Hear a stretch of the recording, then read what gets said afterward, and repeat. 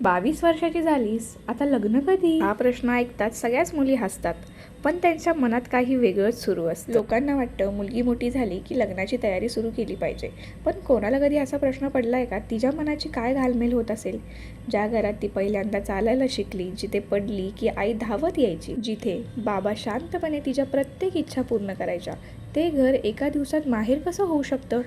मुलगी लग्नाला घाबरत नाही, ती घाबरते त्या क्षणाला, जेव्हा तिची खोली दुसऱ्या कोणाची होऊन जाते, जेव्हा आईचा आवाज रोज ऐकू येत नाही, जेव्हा बाबांची वाट पाहणारी नजर दारात उभी राहत नाही.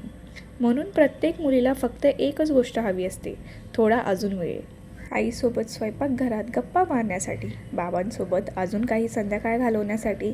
कारण मुलगी कितीही मोठी झाली तरी तिच्या आईवडिलांसाठी तिचं ते कायमच छोटंसं कुटुंब आणि छोटंसं घर तिच्या मनात रुजलेलं असतं. हे ऐकताना तुमच्या डोळ्यासमोर आईबाबांचा चेहरा आला असेल, त्यामुळे आईबाबांना एक घट्ट मिठी मारून तुमचं मन व्यक्त करा.